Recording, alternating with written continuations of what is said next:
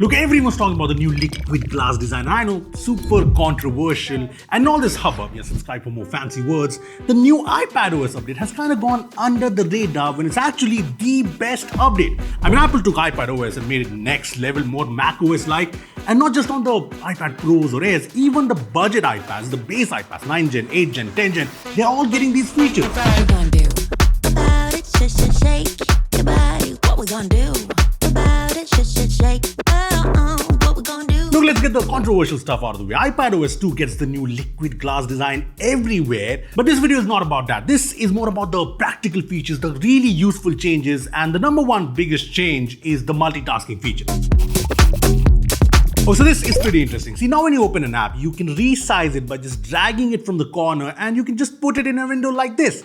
I mean, how cool is this? Very desktop-like. I know Android skins have had this for quite some time, but I'm glad iPad's finally getting this. And look how smoothly the UI in the app adapts when you resize things. And like I said, this is all working on the base iPads. In fact, you can open multiple apps in Windows back to back and use them all at the same time. I mean, I have so many apps open on the same screen, and I can switch to any app by just tapping on it. Easy. But here's the coolest feature. You want to put an app into split screen, you can just press hold on the top of the window and give it a flick and it gets snapped. I mean, this lets you put multiple windows side by side easily. Perfect for when you have work, but you also want to watch Netflix. And yes, you can resize the split screen ratio by dragging it from the center. That's not all, in fact. iPadOS also gets Windows control. I mean, you cannot control Windows with it. You can control Windows inside.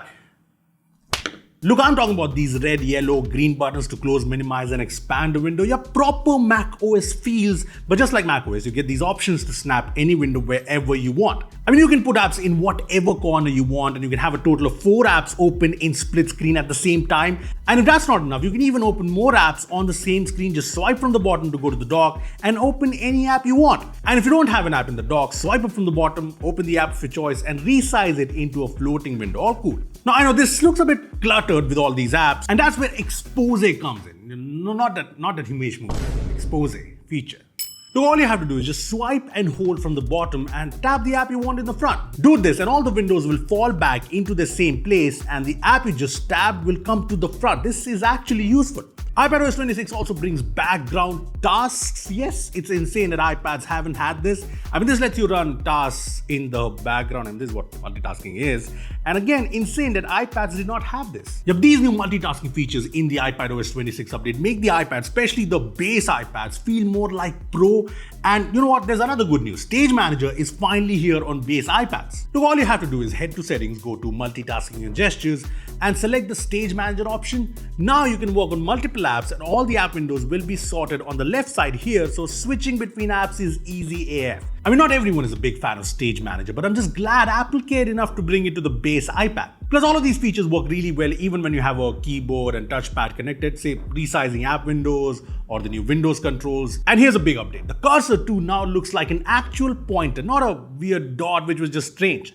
All of these features also work well when you're connected to an external display. Sadly, you can't put the iPad screen to sleep and just use the external monitor yet. But the good news is Apple might be saving that great feature for iPadOS 30, but at least this iPad will still get it. Can't say the same for Android tablets, can I?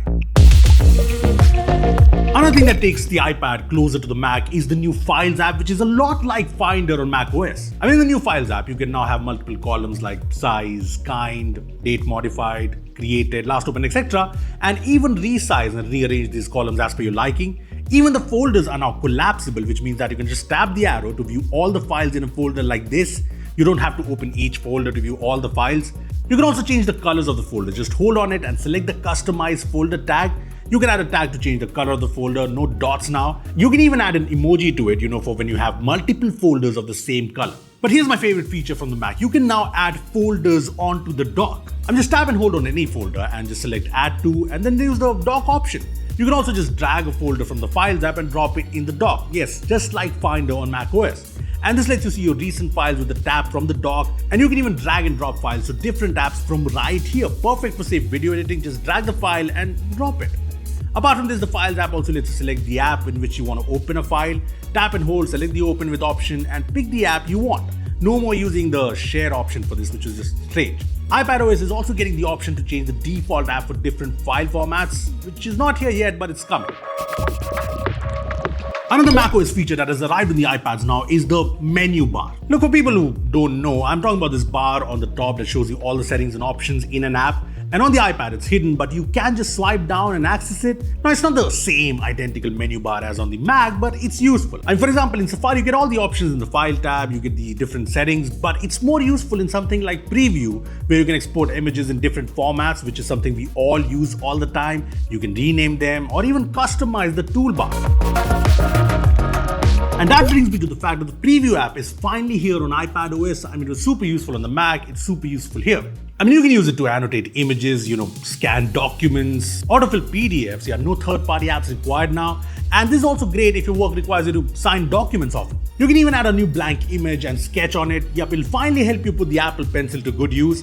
And apart from the Preview app, iPadOS 26 also brings the new Journal app to iPads. Apart from all of this, there's a couple of new features in this new iPadOS update. For example, there's local capture that allows you to record your screen while on a video call on, say, FaceTime or Zoom or any other video meeting app. And it's not the same as screen recording because it only captures the feed from your camera, the audio, and what you see on the screen. Great for, those reaction videos. There's also an option in the control center to finally easily switch between different microphones you have.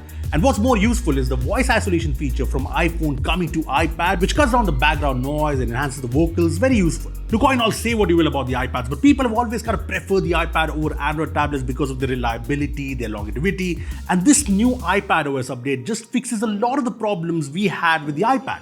I mean, think about it. Multitasking is way better now. Something like the Files app is way better. Yes, this is a big update to iPads, and I know it's still no match to macOS, but it is better for sure. And it finally makes use of all that power the iPads pack. I mean, all of these advanced multitasking controls, all of these features is kind of bad news for Android tablets, don't you think? Especially when a budget base iPad gets it. What do you guys think? Comment down below. Thanks for watching, and I'll see you in the next one.